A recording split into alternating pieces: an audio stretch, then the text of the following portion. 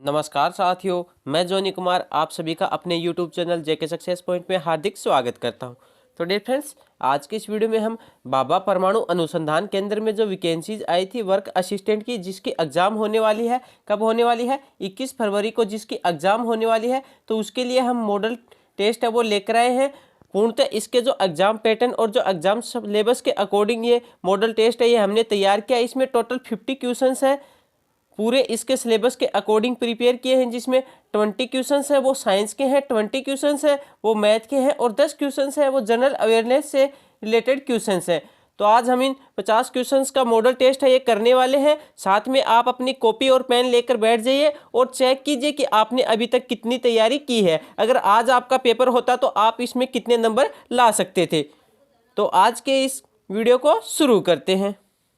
तो dear friends, इसमें सबसे पहले हम साइंस के क्वेश्चंस को डिस्कस करने वाले हैं। तो इसमें पहला क्वेश्चन है, प्रोटॉन का द्रव्यमान और का द्रव्यमान समान होता है। तो प्रोटॉन और किसका द्रव्यमान है वो लगभग समान होता है, ये हमें बताना है। तो आप सभी जानते होंगे कि प्रोटॉन और जो न्यूट्रॉन होता है उसका द्रव्यमान होता है वो लगभग समान होता है। तो इसमें ऑप्शन ए न्यूट्रॉन है वो इसका राइट आंसर हो जाएगा। आप जानते होंगे जो प्रोटॉन का द्रव्यमान होता है वो कितना होता है, वो होता है 1.67 गुणा 10 की घात -27। ये होता है, ये प्रोटॉन का द्रव्यमान होता है। वहीं हम न्यूट्रॉन के द्रव्यमान की बात करें तो वो होता है 1.69 गुणा 10 की पावर -27। ये होता है, ये न्यूट्रॉन का द्रव्यमान होता है जो लगभग क्या होता है, समान होता है। और जो इलेक्ट्रॉन होते हैं उनका द्रव्यमान भी आपको पता होना चाहिए क्योंकि एग्जाम में पूछा जा सकता है। तो इलेक्ट्रॉन का द्रव्यमान होता है वो लगभग होता है 9.11 गुणा 10 की पावर -31।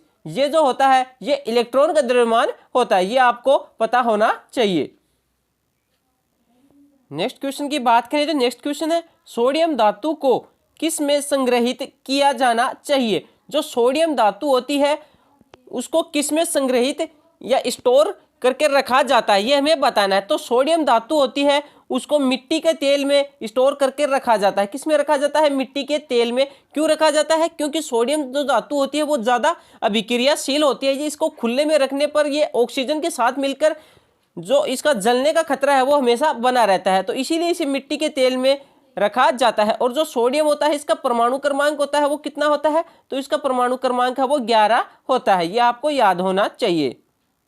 नेक्स्ट क्वेश्चन है, निम्नलिखित में से कौन सा विटामिन कैल्शियम के अवशोषण में मदद करता है। तो कौन सा ऐसा विटामिन है जो कैल्शियम के अवशोषण में सबसे ज्यादा मदद करता है, तो वो कौन सा हो जाएगा, तो वो हो जाएगा विटामिन डी। कौन सा हो जाएगा, विटामिन डी होता है, ये सबसे ज्यादा कैल्शियम का अवशोषण करता है। नेक्स्ट क्वेश्चन है हमारा, किसी पदार्थ की मात्रा में वृद्धि से उसकी में परिवर्तन नहीं होता है। तो कोई पदार्थ है अगर हम उसकी मात्रा में वृद्धि या कमी कर देते हैं तो उसमें किसमें उसकी कौन सी ऐसा जो है उसका गुण है जिसमें परिवर्तन नहीं होता है, ये हमें बताना है। तो उसका जो घनत्व होता है उसमें परिवर्तन नहीं होता है। किस में परिवर्तन नहीं होता है, घनत्व में परिवर्तन नहीं होता है। और घनत्व है वो किसको कहा जाता है, वो कहा जाता है किसी पदार्थ के इकाई आयतन में निहित द्रव्यमान को ही क्या बोलते हैं, उस पदार्थ का घनत्व बोलते हैं। नेक्स्ट क्वेश्चन है, निम्नलिखित में से कौन सा लेंस निकट दृष्टि दोष या फिर मायोपिया को कम करने के लिए उपयोग किया जाता है। तो कौन से लेंस का प्रयोग निकट दृष्टि दोष किसको बोलते हैं, जिसमें हमें निकट की वस्तु तो साफ साफ दिखाई देती है और दूर की वस्तु है वो हमें साफ दिखाई नहीं देती है, तो उसको बोलते हैं निकट दृष्टि दोष। तो उसमें जो व्यक्ति के निकट दृष्टि दोष हो जाता है तो उसको ठीक करने के लिए कौन सा लेंस का प्रयोग किया जाता है, तो वो किसका किया जाता है, वो किया जाता है अवतल लेंस का। किसका किया जाता है, अवतल लेंस। ऑप्शन नंबर बी अवतल लेंस है वो इसका राइट आंसर हो जाएगा। वही अगर क्वेश्चन में ऐसा होता दूर दृष्टि दोष होता तो उसके लिए कौन से लेंस का प्रयोग किया जाता है, तो वो किया जाएगा उत्तल लेंस का। नेक्स्ट क्वेश्चन है हमारा, इनमें से कौन सा हाइड्रोजन का समस्थानिक या आइसोटोप नहीं है। तो ये चारों ऑप्शन है, इनमें ये बताना है कि कौन सा है वो हाइड्रोजन का एक समस्थानिक नहीं है। तो वो कौन सा नहीं है, हम सभी जानते हैं जो हाइड्रोजन होता है उसके 3 समस्थानिक होते हैं। तो वो 3 कौन कौन से होते हैं, वो होते हैं प्रोटियम, ड्यूटेरियम और ट्राइटियम। तो ये जो एट्रियम दिया हुआ है ये हाइड्रोजन का समस्थानिक नहीं है, तो ऑप्शन नंबर बी है वो इस क्वेश्चन का राइट आंसर हो जाएगा। नेक्स्ट क्वेश्चन है, पौधों में प्रकाश संश्लेषण किस भाग में होता है? जो पौधे होते हैं वो प्रकाश संश्लेषण है वो अपने कौन से भाग से करते हैं? तो वो कौन से भाग से करते हैं, या प्रकाश का अवशोषण करते हैं कौन से भाग से करते हैं? तो वो करते हैं पत्तियों से। किससे करते हैं? पत्तियों से। तो ऑप्शन नंबर बी है पत्तियां, वो इसका करेक्ट आंसर हो जाएगा। नेक्स्ट क्वेश्चन है, सभी कार्बनिक यौगिकों का मूल तत्व क्या है? तो हम सभी जानते हैं जो कार्बनिक यौगिक होते हैं, आप नाम से समझ जाएंगे कि कार्बनिक कार्बनिक दिया हुआ, तो सभी जानते हैं कि कार्बन ही इसका मूल तत्व होना चाहिए। तो सभी कार्बनिक तत्वों का जो मूल तत्व होगा वो कौन सा होगा? तो वो होगा कार्बन। क्या होगा? कार्बन होगा। कार्बनिक जो यौगिक होते हैं उनका मूल तत्व है वो कार्बन ही होता है। अगला क्वेश्चन है, मस्तिष्क का वह हिस्सा जो हमारे शरीर में भावनात्मक प्रतिक्रियाओं को नियंत्रित करता है। तो मस्तिष्क का कौन सा हिस्सा या फिर कौन सा पार्ट है हमारा ब्रेन का जो हमारे इमोशनल जो रिएक्शंस हैं उनको कंट्रोल करता है? तो वो कौन सा हो जाएगा? तो वो हो जाएगा हाइपोथैलेमस। कौन सा हो जाएगा? हाइपोथैलेमस। तो फ्रेंड्स, अगर आपको वीडियो पसंद आ रहा है तो प्लीज वीडियो को लाइक जरूर कर दिएगा, और अगर चैनल पर पहली बार आए तो चैनल को सब्सक्राइब जरूर कर लेना। नेक्स्ट क्वेश्चन है, अग्निशामक में कौन सी गैस का उपयोग किया जाता है? जो अग्निशामक यंत्र होते हैं उनमें कौन सी गैस का प्रयोग किया जाता है? तो कौन सी गैस का किया जाता है? तो वो किया जाता है कार्बन डाइऑक्साइड का। किसका किया जाता है? कार्बन डाइऑक्साइड का प्रयोग किया जाता है। नेक्स्ट क्वेश्चन है, अक्रिय गैस जिसे हवा में नाइट्रोजन के लिए सांस के लिए गहरे समुद्र में गोताखोरों द्वारा प्रतिस्थापित किया जाता है, तो वो कौन सी गैस के द्वारा किया जाता है? तो वो किया जाता है हीलियम गैस द्वारा। क्या हो जाएगा? हीलियम है वो इस क्वेश्चन का राइट आंसर हो जाएगा।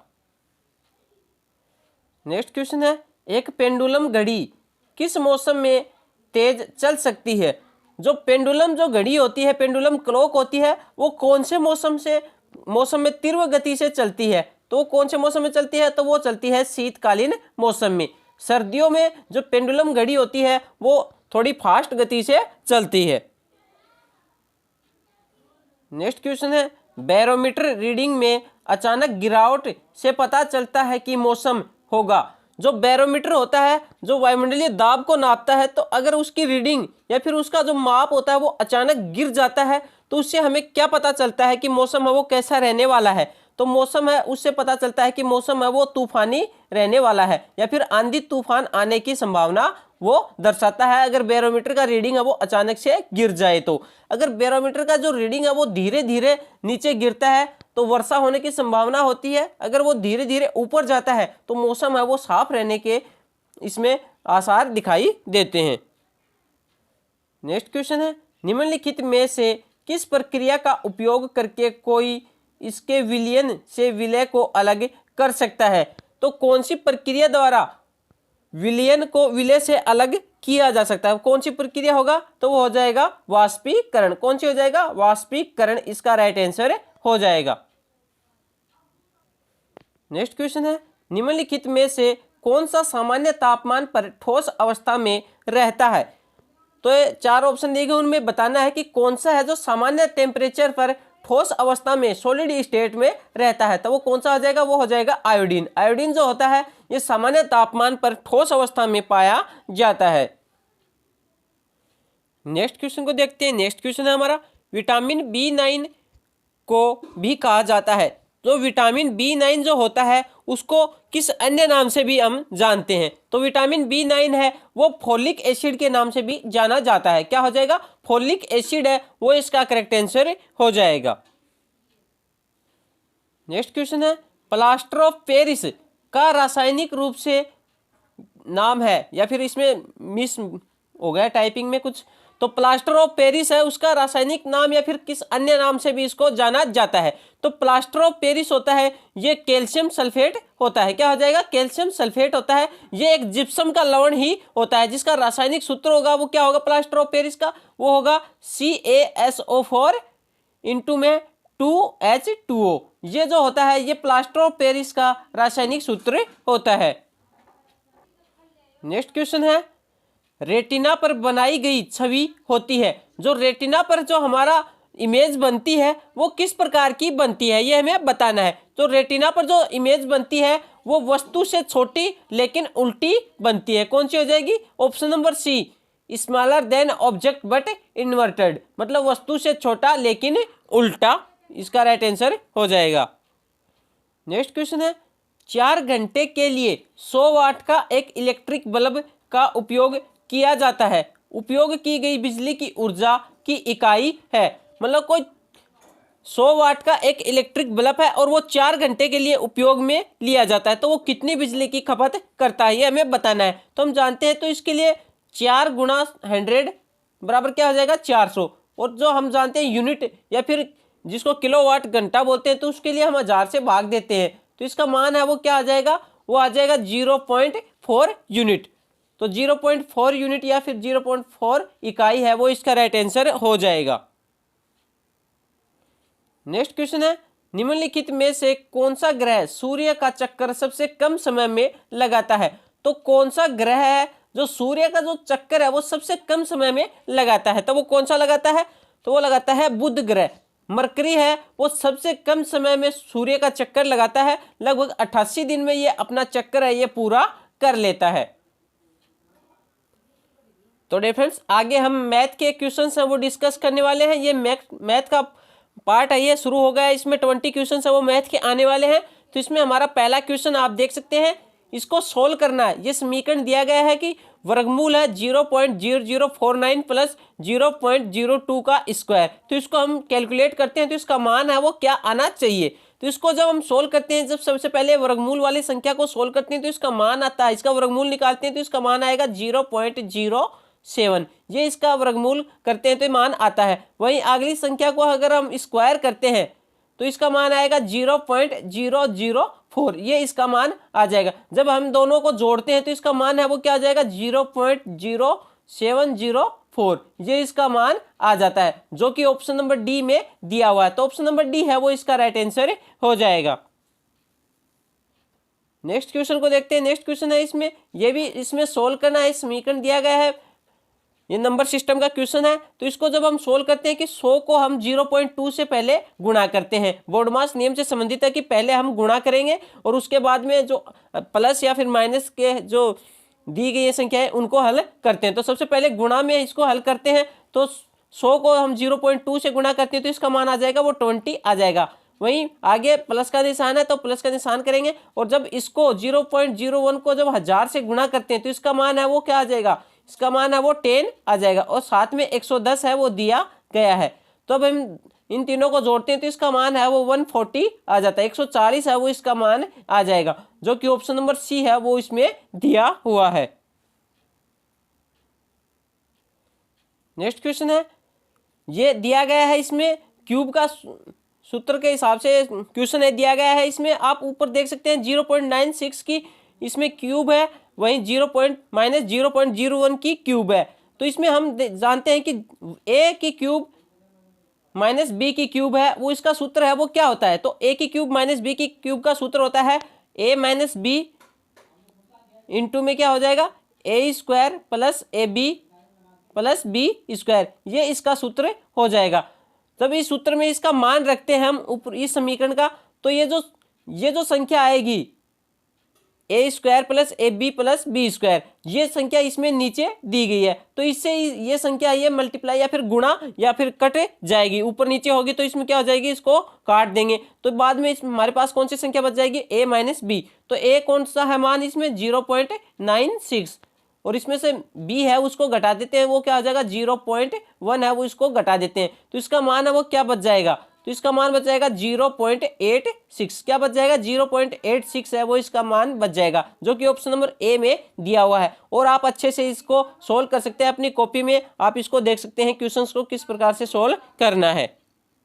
नेक्स्ट क्वेश्चन है, इसमें वर्गमूल से संबंधित क्वेश्चंस है। तो इसमें हम देखते हैं, हमारे देखने में आ रहा है कि ये जो 100 है इसका वर्गमूल है ये निकल जाएगा। तो 100 का वर्गमूल है वो कितना आ जाएगा? वो 10 आ जाएगा, और 10 है वो अब 6 में ऐड होगा तो कितने हो जाएंगे? ये 16 हो जाएंगे। जब 16 का हम वर्गमूल निकालें और साथ में इसमें ऊपर 9 का वर्गमूल दिया हुआ है, तो 16 का वर्गमूल क्या निकलता है? वो 4 निकलता है। तो 4 प्लस में 9 हो जाएगा, ऊपर इसमें वर्गमूल दिया हुआ है, तो इस प्रकार इसमें मान बच जाएगा वो 13 बच जाएगा। तो 13 का वर्गमूल है वो नहीं निकलता है, जो कि ऑप्शन में दिया भी हुआ है कि वर्गमूल 13, जो वो है इसका राइट आंसर हो जाएगा। नेक्स्ट क्वेश्चन है संख्या 5k3457 में k का मान क्या होगा। यह विभाजिता के नियम से संबंधित क्वेश्चन है। इसमें k के स्थान पर हमें पूछा गया है कि k का मान है वो क्या होगा। सॉरी, ये क्वेश्चन है, ये पूरा लिखा नहीं गया है। तो इसमें क्वेश्चन ये था कि इसको k का मान क्या होगा यदि संख्या 11 से पूर्णतः विभाजित हो। इसमें आप लिख लीजिए कि 11 से विभाजित हो, संख्या वो 11 से पूर्णतः विभाजित है, तो इसका मान है वो k का मान है वो क्या होगा। तो इसके लिए क्या हम जानते हैं कि 11 से विभाजिता का नियम क्या होता है। इसमें जो इसकी जो फर्स्ट संख्या प्लस थर्ड प्लस जो फिफ्थ संख्या है उसका मान है वो इसके जो सेकंड जो संख्या होती है प्लस फोर्थ संख्या जो होती है और जो इसकी सिक्स संख्या होती है, मतलब सम स्थानों का गुणा और जो विषम स्थानों की संख्याओं का सम स्थानों की संख्याओं का जोड़ और जो विषम स्थानों की संख्याओं का जोड़ है वो बराबर आना चाहिए, फिर 11 के गुणज में आना चाहिए। तो इसका हम करते हैं तो इसका मान क्या हो जाएगा, ये हो जाएगा 13 आता है विषम स्थानों का मान, और सम स्थानों का मान है वो कितना आ जाएगा, वो आ जाएगा k प्लस 11 आता है। तो इसमें k का मान हम निकालते हैं तो k का मान है वो कितना आ जाएगा, वो 2 आ जाएगा। तो क्या आ जाएगा, k के स्थान पे क्या आना चाहिए, वो 2 आना चाहिए। आप क्वेश्चन को ठीक कर लीजिए, इसमें आधा क्वेश्चन लिखा गया है 11 से विभाजित पूर्णतः विभाजित हो जाए तो, आगे इसमें यह भी लिखा गया था। नेक्स्ट क्वेश्चन है एक आयताकार खेत का परिमाप 480 मीटर है और इसकी लंबाई तथा चौड़ाई का अनुपात 5:3 है। खेत का क्षेत्रफल क्या होगा। कोई आयताकार खेत दिया हुआ है, उसकी जो परिमाप है वो कितना दिया गया है 480 मीटर, और इसकी लंबाई और चौड़ाई का अनुपात कितना दिया गया है 5:3। तो हमें बताना है कि खेत का क्षेत्रफल है वो क्या होगा। तो सबसे पहले हम जो इसकी लंबाई है उसको क्या मान लेते हैं, वो 5 अक्ष मान लेते हैं, और चौड़ाई है उसको 3 अक्ष मान लेते हैं। तो इसमें दिया गया खेत का परिमाप, तो परिमाप का सूत्र क्या होगा, वो होगा 2 गुणा लंबाई प्लस चौड़ाई। तो 2 गुणा लंबाई कितनी दी गई है 5x, और चौड़ाई कितनी है वो दी गई है 3x। जब इसको सोल्व करते हैं तो इसका मान क्या आ जाएगा, वो हो जाएगा 16x। 16x के बराबर कितना मान दिया गया है, वो 480 दिया गया है। तो x का मान है वो कितना आ जाएगा, x का मान है वो 30 आ जाता है। तो x का मान 30 आता है, तो इसकी लंबाई का मान क्या हो जाएगा, वो हो जाएगा 150 150, और जो चौड़ाई है वो कितनी हो जाएगी, वो 90 हो जाएगी। तो लंबाई तो है 150 और चौड़ाई कितनी है 90 हो जाएगी। तो इसका क्षेत्रफल क्या होगा, क्षेत्रफल होता है वो लंबाई गुणा चौड़ाई होता है। तो इन दोनों को क्या करते हैं, हम गुणा करते हैं। तो गुणा करने पर इसका मान आएगा, वो आ जाएगा 13,500 मीटर स्क्वायर। क्या हो जाएगा, 13,500 मीटर स्क्वायर है वो इसका क्षेत्रफल का मान आ जाएगा। नेक्स्ट क्वेश्चन है एक नगर की जनसंख्या 8,000 है।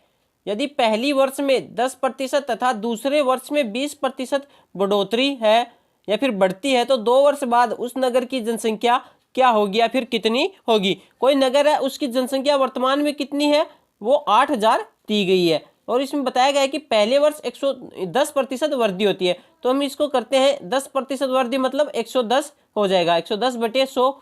और वहीं आगे क्या दिया गया है, नेक्स्ट ईयर इसमें 20% है वो इंक्रीज होती है, तो इसका क्या हो जाएगा 120/100। जब इसको हम सोल्व करते हैं तो इसका मान है वो कितना आ जाएगा, इसको सोल्व करेंगे तो इसका मान आता है वो कितना आता है, वो आता है 10,560। कितना आ जाएगा, 10,560 है वो नगर की, उस नगर की 2 वर्ष बाद जनसंख्या हो जाएगी। कितनी हो जाएगी, 10,560। ऑप्शन नंबर सी है वो इसका करेक्ट आंसर हो जाएगा।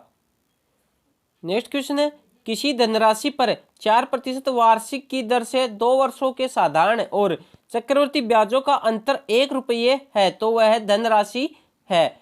मतलब कोई धनराशि है उस पर 4% वार्षिक दर से 2 वर्ष का साधारण ब्याज और चक्रवृद्धि ब्याज का जो अंतर है वो कितना है, 1 रुपया है। तो हमें वो धनराशि मूलधन है वो हमसे पूछा गया है। तो सबसे पहले हम जो मूलधन है वो कितना मान लेते हैं, मूलधन है वो 100 रुपये मान लेते हैं। कितने मान लेते हैं, मूलधन है वो 100 रुपये मान लेते हैं।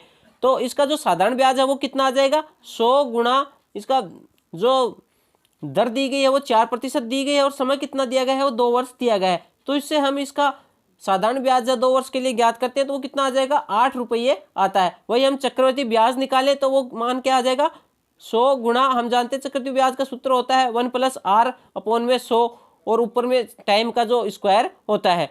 या फिर जो भी टाइम दिया गया है उस हिसाब से उसकी घात है वो लग जाती है। तो इसका मान क्या आ जाएगा, वो हो जाएगा 104/100 गुणा 104/100। और माइनस में हम इसका जो मूलधन है वो करते हैं, क्योंकि ये मिश्र धन प्राप्त होता है तो इसमें मिश्र धन में से मूलधन घटाते हैं तो ब्याज बचता है। तो अब इसको सोल्व करते हैं तो इसका मान है वो क्या आता है, इसका मान आता है 204/25, ये इसका मान आता है। जब इस दोनों को हम इसमें से घटाते हैं और जो मान है वो किसके बराबर हो जाएगा, वो 1 के बराबर होगा। तो 1 के बराबर जो मान बचेगा वो कितना बचेगा, 4/25 वो है। वो कब होता है, वो मूलधन 100 रुपये होता है जब ये मान होता है। अब हमें दिया गया है कि अंतर है वो 1 रुपया दिया गया है। तो इसको हम सोल्व करते हैं तो 100/4 इंटू में 25, इसको सोल्व करते हैं तो ये 25 बचता है। तो 25 क्या हो जाएगा, 625 इसका मान आता है। तो क्या आ जाएगा, 625 है वो मूलधन या फिर धनराशि इसमें होगी। नेक्स्ट क्वेश्चन है, ये हमें सोल्व करना है, नंबर सिस्टम का क्वेश्चन है। तो इसमें सबसे पहले बोर्ड मास का क्वेश्चन है, इसमें जो भाग की संख्या है उसको सरल करते हैं। तो सबसे पहले 546 लिखते हैं और प्लस में इसमें 222 में जब हम 6 का भाग देते हैं तो इसका मान है वो कितना आ जाएगा, वो 37 है वो इसका मान आ जाएगा, जिसको हम 9 से गुणा करते हैं। तो 37 को जब हम 9 से गुणा करेंगे और फिर 546 में ऐड करेंगे तो 546 प्लस और 37 को जब 9 से गुणा करते हैं तो इसका मान आएगा वो कितना आएगा, वो आ जाएगा 333 मान आता है। तो इसको हम जोड़ते हैं तो इसका मान क्या आ जाएगा, 879 879 है वो इसका मान आ जाएगा। कितना आ जाएगा, 879। ऑप्शन नंबर ए है वो इसका करेक्ट आंसर हो जाएगा। नेक्स्ट क्वेश्चन है, एक संख्या की 1/3 की 3/4 30 है तो संख्या क्या है। कोई संख्या है उसका 1/3 का 3/4 कितना है, वो 30 दिया हुआ है। तो वो संख्या हमसे पूछी है, मान लेते हैं वो संख्या क्या है, अक्स मान लेते हैं। तो क्या दिया गया है, अक्स का 1/3 मतलब x गुणा 1/3 और उसका भी 3/4 मतलब 3/4 कितना दिया गया है, वो 30 दिया हुआ है। तो इसको हम सोल्व करते हैं, 3 से 3 है वो कट जाएगा तो x का मान है वो क्या बच जाएगा, x का मान है वो 120 आता है। क्या आ जाएगा, 120 है वो संख्या हो जाएगी, जो ऑप्शन नंबर डी में दिया गया है। नेक्स्ट क्वेश्चन है, 15 लड़के 5 दिनों में 900 रुपये कमाते हैं, 20 लड़के 7 दिनों में कितना कमाएंगे। तो 15 लड़के हैं और वो 5 दिन में कितने कमाते हैं, 900 रुपये कमाते हैं। तो उसको जो MDH सूत्र होता है उससे हम हल करते हैं। तो 15 लड़के हैं, कितने दिन में काम करते हैं, 5 दिन काम करते हैं और कितने रुपए कमाते हैं, वो 900 रुपये कमाते हैं। तो इसके बराबर क्या हो जाएगा, 20 लड़के हैं वो 7 दिन काम करते हैं और कितने रुपए कमाते हैं। तो उसकी जगह हम x रख लेते हैं। तो इसको हम जब सोल्व करते हैं तो 5 × 5 5 चौके 20, ऊपर ऊपर की संख्याओं को काटते हैं तो 15 के 90 तो ये 60 हो जाएगा। तो x का मान है वो क्या हो जाएगा, x का मान बराबर क्या हो जाएगा, x का मान जब इसको हम सोल्व करते हैं तो x का मान आता है वो आता है 1680। कितना हो जाएगा, 1680 है वो x का मान आ जाएगा, जो कि ऑप्शन नंबर ए में दिया गया है।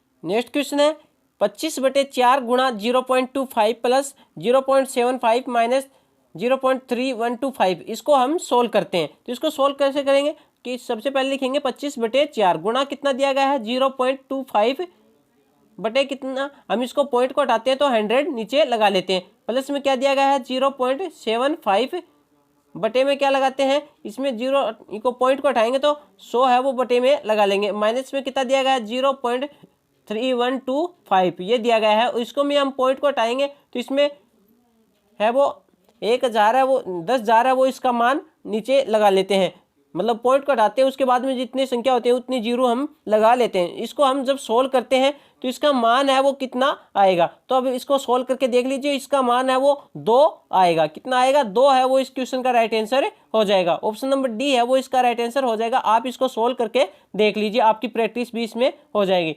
नेक्स्ट क्वेश्चन है, इसमें 0.098 प्लस 0.98 प्लस 98 प्लस 98, इसको आपको जोड़ना ही है, सिर्फ ये जोड़ने का क्वेश्चन है। तो आप इसको ऊपर नीचे सही जो पॉइंट के नीचे पॉइंट रखकर इस संख्या को जोड़ सकते हैं। तो इसका मान है वो कितना आएगा, इसका मान आएगा 108.878, ये इसका राइट आंसर हो जाएगा। ऑप्शन नंबर सी है वो इसका करेक्ट आंसर हो जाएगा। आप इसको सॉल्व करके देख सकते हैं। नेक्स्ट क्वेश्चन है, किसी घड़ी के अंकित मूल्य पर 10% छूट देने के बाद घड़ी का मूल्य 1080 है। यदि छूट नहीं दी जाती तो दुकानदार को 20% लाभ होता। घड़ी का क्रय मूल्य क्या है? मतलब कोई घड़ी है, उसके अंकित मूल्य पर 10% की छूट देने के बाद जो घड़ी का मूल्य बचता है वो 1080 रुपये बचता है। अगर वह दुकानदार छूट नहीं दे और तो उसको 20% का लाभ होता है। तो घड़ी का जो क्रय मूल्य है वो पूछा गया है। आप इसको क्रय मूल्य को अक्ष या अंकित मूल्य को जो अक्ष मानकर भी इसका हल कर सकते हैं। हम इसको शॉर्टकट बताते हैं कि इसका जो मूल्य है वो कितना होगा, 1080 गुणा, इसमें सबसे पहले 10% छूट देता है तो 100/90, और उसके बाद क्या आता है, उसको 20% का लाभ होता है तो 120 हो जाएगा। जब इसको हम सोल्व करते हैं 12 9 में 108, तो 108 से 108 कट जाता है। तो इस प्रकार से हम इसको सोल्व करते हैं तो इसका मान है वो 1000 रुपये आता है। कितना आ जाएगा? क्रय मूल्य है वो 1000 रुपये है, वो इस घड़ी का आ जाएगा। आप इसको सोल्व करके देख सकते हैं। नेक्स्ट क्वेश्चन है, ए की आय बी की आय से 20% कम है और ए की आय सी की आय से 10% कम है। यदि सी की आय 180 रुपये हो तो ए की आय होगी। मतलब कोई 3 व्यक्ति हैं, ए बी और सी। तो इसमें दिया गया है कि ए और बी की आय, ए की आय है वो बी की आय से कितनी कम है? 20% कम है। और जो ए की आय है वो सी की आय से 10% कम है। मान लेते हैं हम वो सी की आय है वो 100 मान लेते हैं। तो सी की आय है वो 100 रुपये है, तो ए की आय है वो उससे 10% कम है। मतलब ए की आय है वो कितनी हो जाएगी? वो 90 हो जाएगी। और आगे क्या दिया गया है? यदि सी की आय 180 रुपये है तो ए की आय पूछी गई। बी की आय हमें निकालने की कोई जरूरत नहीं है, इसमें हमें चाहिए भी नहीं, क्योंकि क्वेश्चन में सी और ए का कॉम्बिनेशन दिया हुआ है। तो सी बराबर कितना दिया गया है? 180 रुपये, और हमने कितना माना है? 100 रुपये माना है। तो 100 बराबर 180 है, तो 90 के बराबर कितना हो जाएगा? 180/100 इंटू में 90। जब इसको हम सोल्व करते हैं तो इसका मान क्या आ जाएगा? इसका मान है वो आ जाएगा 162 रुपये। क्या हो जाएगा? 162 रुपये है वो ए की आय हो जाएगी। नेक्स्ट क्वेश्चन है, यदि किसी विद्यालय में 70% विद्यार्थी लड़के तथा लड़कियों की संख्या 504 हो तो लड़कों की संख्या क्या है? मतलब कोई विद्यालय है उसमें 70% तो क्या है? वो बॉयज हैं, लड़के हैं। तो इसमें लड़कियां वो कितनी बचेंगी? वो 30% ही बचने वाली हैं। तो 30% का मान है वो कितना दिया गया है? वो 504 दिया गया है। तो 30% बराबर कितना दिया गया है? 504। तो 70% बराबर हमें मान निकालना है, तो 504/30 गुणा 70। इसको हम सोल्व करते हैं तो इसका मान है वो कितना आएगा? इसका मान बचेगा वो बचेगा 1176। क्या हो जाएगा? 1176 है वो लड़कों की संख्या हो जाएगी। क्या हो जाएगी? 1176। नेक्स्ट क्वेश्चन है 73 इंटू में 73। इस क्वेश्चन को आप देख लिए हैं तो इसमें जो है वो एक सूत्र बन रहा है। कौन सा सूत्र बन रहा है? a माइनस बी का होल स्क्वायर, ये सूत्र इसमें बन रहा है। आप देख सकते हैं ए स्क्वायर ये हो जाएगा 73, प्लस में बी स्क्वायर ये बन जाएगा, माइनस में 2ab, ये सूत्र बन रहा है। तो ये सूत्र है A square plus B square minus 2ab। ये किसका सूत्र होता है? ये a माइनस बी की होल स्क्वायर का सूत्र होता है, जिसमें a का मान कितना है? 73, और जो b का मान है वो कितना दिया गया है? वो 48 दिया गया है। इसको माइनस करते हैं और स्क्वायर करते हैं तो इसको में कितना बचेगा? वो 25 बचता है। और 25 का जब हम स्क्वायर करते हैं वो कितना आ जाएगा? 625 है वो इसका मान आ जाएगा। क्या आ जाएगा? 625। ऑप्शन नंबर बी है वो इसका करेक्ट आंसर हो जाएगा। नेक्स्ट क्वेश्चन है, एक रेलगाड़ी 92.4 किलोमीटर प्रति घंटा की चाल से चलते हुए 10 मिनट में कितनी दूरी या फिर मीटर में तय करेगी? तो कोई रेलगाड़ी है उसकी चाल कितनी दी गई है? वो दी गई है 92.4 किलोमीटर प्रति घंटा, और 10 मिनट में वो कितनी दूरी है वो तय कर लेगी, ये हमसे पूछा है, वो भी मीटर में पूछा है। तो हम जानते हैं सबसे पहले 92.4 है, इसको हम जो किलोमीटर प्रति घंटा है उसको मीटर प्रति सेकंड में हम बनाएंगे तो 5/18 से गुणा करेंगे। और कितने मिनट में पूछा है? ये 10 मिनट में पूछा है, तो 10 से इसको हम गुणा करेंगे और साथ में इसको 60 से गुणा करेंगे, जो मीटर में मान आ जाएगा। तो इसको पॉइंट हटाएंगे तो पॉइंट से इसमें बटे में 10 लग जाएगा, 10 से 10 कट जाएगा। जब इसको हम सोल्व करेंगे तो इसका मान है वो कितना आ जाएगा? वो आ जाएगा 15,400 मीटर। क्या आ जाएगा? 15,400 मीटर है वो इसका मान आ जाएगा। ऑप्शन नंबर ए है वो इसका राइट आंसर हो जाएगा। आप इसको और अच्छे से सोल्व कर देख सकते हैं। नेक्स्ट क्वेश्चन है, 15 वर्ष बाद एक आदमी उससे 4 गुना बड़ा हो जाएगा जितना वह 15 वर्ष पूर्व था। उस आदमी की वर्तमान आयु क्या है? कोई व्यक्ति है वो 15 साल बाद अपने से 4 गुना हो जाएगा जितना वह 15 साल पहले था। तो उसकी वर्तमान आयु है वो पूछी गई है। मान लेते हैं उसकी वर्तमान आयु है वो ए मान लेते हैं। क्या मान लेते हैं? ए मान लेते हैं। तो प्रश्न के अनुसार, प्रश्न में क्या दिया गया है? कि जितना हुआ 15 वर्ष पूरा था, तो A-15 ये उसकी 15 साल पहले की आयु हो जाएगी।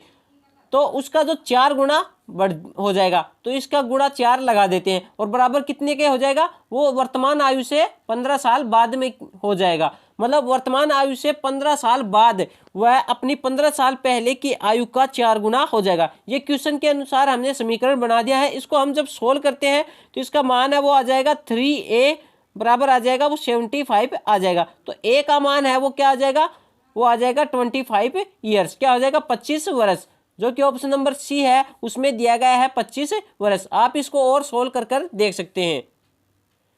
नेक्स्ट क्वेश्चन है 1600 का 40% माइनस जो क्वेश्चन मार्क दिया गया है बराबर 2200 का 35% माइनस 240। तो इस क्वेश्चन को आपको सोल्व करना है। आप अपनी प्रैक्टिस कीजिए, आप इसको सोल्व कर देखिए। इसका राइट आंसर है वो कितना होगा, इसका राइट आंसर है वो 110 है, वो आने वाला है। आप इसको प्रैक्टिस करके देख लीजिए, ये आपके लिए एक क्वेश्चन ऑफ द डे ही है।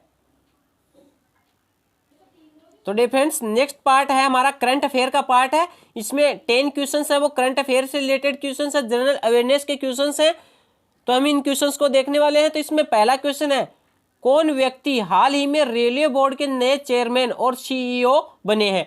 तो रेलवे बोर्ड के नए चेयरपर्सन है वो कौन बने हैं, तो हमें बताना है। तो कौन बने हैं, तो वो बने हैं सुनीत शर्मा। सुनीत शर्मा है रेलवे बोर्ड के नए अध्यक्ष या चेयरमैन बने हैं। ये किनकी जगह पर बने हैं, इससे पहले कौन थे, वो थे विनोद कुमार यादव। नेक्स्ट क्वेश्चन है, हाल ही में हुई घोषणा के अनुसार किस राज्य में भारत की पहली लिथियम रिफाइनरी स्थापित की जाएगी। तो हाल ही में घोषणा की गई है जिसमें कि भारत की जो पहली लिथियम रिफाइनरी है वो कौन से राज्य में शुरू होने वाली है, स्थापित होने वाली है। तो वो स्थापित होने वाले हैं गुजरात राज्य में। कौन से राज्य में, गुजरात राज्य में लिथियम रिफाइनरी है वो स्थापित होने वाली है। नेक्स्ट क्वेश्चन है, किस क्रिकेट टीम ने हाल ही में IPL 2020 का खिताब जीता है। जो IPL हुआ था 2020 में कहां पर हुआ था, UAE में ये IPL का आयोजन है ये किया गया था। जिसका खिताब है वो कौन सी टीम ने जीता है, तो वो जीता था मुंबई इंडियंस ने। किसने जीता है, मुंबई इंडियंस ने IPL 2020 का खिताब जीता है। किसको हराकर जीता है, दिल्ली जो कैपिटल्स है उसको हराकर उन्होंने 5वीं बार ये खिताब जीता है। नेक्स्ट क्वेश्चन है, हाल ही में जारी ग्लोबल हंगर इंडेक्स 2020 में भारत को कौन सा स्थान मिला है। तो ग्लोबल हंगर इंडेक्स जो 2020 में जारी किया गया था उसमें भारत को कौन सा स्थान है वो प्राप्त हुआ है। तो उसमें भारत को है वो 94वां स्थान प्राप्त हुआ है। कौन सी रैंक रही थी, भारत की 94वीं इसमें रैंक रही थी। और 2019 की बात करें तो 2019 में भारत की रैंकिंग थी वो 102वीं रही थी। कौन सी रही थी, 102वीं रैंक रही थी। नेक्स्ट क्वेश्चन है, किस खिलाड़ी ने फ्रेंच ओपन 2020 में पुरुष सिंगल का खिताब जीता है। तो कौन से खिलाड़ी ने फ्रेंच ओपन 2020 में जो हुआ है उसका पुरुष सिंगल का खिताब है वो जीता है। तो वो किसने जीता है, वो जीता है राफेल नडाल ने। किसने जीता है, राफेल नडाल ने फ्रेंच ओपन 2020 का जो पुरुष सिंगल का खिताब है वो अपने नाम किया है। नेक्स्ट क्वेश्चन है, भारत ने 3 अक्टूबर 2020 को किस मिसाइल के नए संस्करण का सफल परीक्षण किया है। तो भारत ने 3 अक्टूबर 2020 को कौन से मिसाइल का नए संस्करण का सफल परीक्षण किया है, तो वो किया था शौर्य मिसाइल का। किसका किया है, शौर्य मिसाइल का। यह सतह से सतह पर मार करने वाली एक मिसाइल है।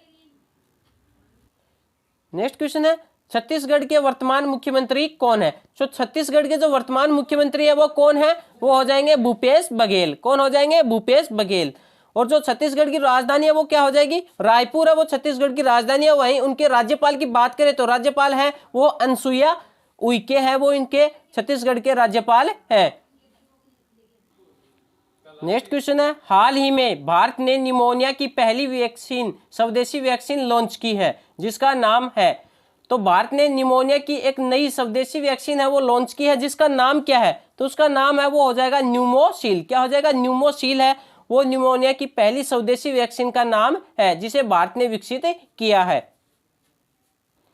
नेक्स्ट क्वेश्चन है, कौन व्यक्ति हाल ही में लोकसभा के नए महासचिव नियुक्त किए गए हैं। तो किस व्यक्ति को हाल ही में लोकसभा का नया महासचिव है वो नियुक्त किया गया है, तो वो किसे नियुक्त किया गया है, वो किया गया है उत्पल कुमार सिंह को। किसको किया गया है, उत्पल कुमार सिंह है ये लोकसभा के नए महासचिव होंगे। किसकी जगह पर होंगे, स्नेहलता श्रीवास्तव की जगह ये नए महासचिव नियुक्त किए गए हैं।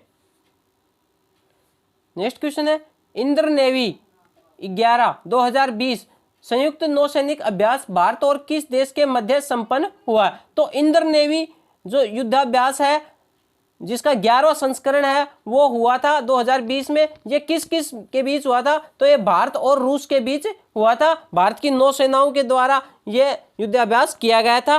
कहाँ पर हुआ था? ये बंगाल की खाड़ी में हुआ था ये नौसैनिक अभ्यास। तो डियर फ्रेंड्स, ये था आज का हमारा BARC वर्क असिस्टेंट का मॉडल टेस्ट। आप हमें कमेंट करके जरूर बताएं कि आपके इसमें कितने क्वेश्चंस हैं वो राइट हुए हैं। अगर वीडियो पसंद आए तो प्लीज़ वीडियो को लाइक करें, कमेंट करें, अपने फ्रेंड्स में शेयर जरूर करें। अगर चैनल पर पहली बार है तो प्लीज़ चैनल को सब्सक्राइब जरूर करें। धन्यवाद।